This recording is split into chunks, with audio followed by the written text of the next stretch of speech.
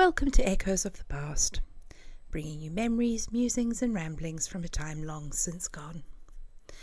I'm Deb and I'd be honoured if you would join me today as I make some cheese scones and have a wee ramble about cooking. My way.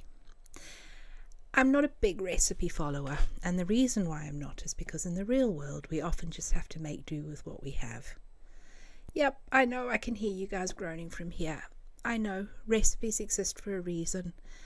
And I drove my mum insane because she was a big recipe follower. The thing is, there's no point to a recipe if you can't afford to buy the ingredients, and when we first got married we often couldn't. So I learnt to cook and adapt whatever I was cooking in line with what we could afford. That doesn't mean that I didn't read recipes or learn from them, or remember as much as I could of what my mum used to do, but ultimately we ate depending on what we could afford, not what a recipe called for. Being able to think outside the box and adapt and adjust meals to suit what we had in stock or were able to get has turned out pretty well for us.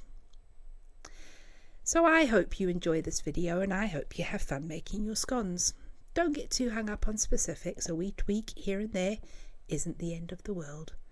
If you haven't got enough milk for this recipe, use what you can spare and make up the rest with water. If you don't have enough cheese, use less. No cheese at all, then just make plain scones. Not enough self-raising flour? Well, mix a bit of self-raising and plain together and add a bit of baking powder. Or just make smaller scones. Same goes for butter. Actually, you can use margarine instead of butter anyway. I just prefer butter. And if you don't have enough of either, just make less scones.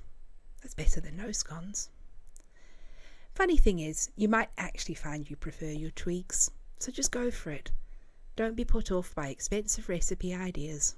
Look at the premise and see if you can adapt it to something you can do and something you can afford. And remember, homemade scones are super versatile and much more filling than a slice of shop-bought bread. If you batch cook them, they'll keep fresh in a sealed plastic container for a few days, and if you make up the dough but don't have the time to make the scones, just wrap the dough in a greaseproof paper and put it in the fridge and save for that perfect moment. Not many things as comforting as fresh, warm scones for breakfast on a cold winter's morning. But easy to have if the dough's chilling in the fridge. Until the next one, keep your memories close and keep those around you closer. Deb out.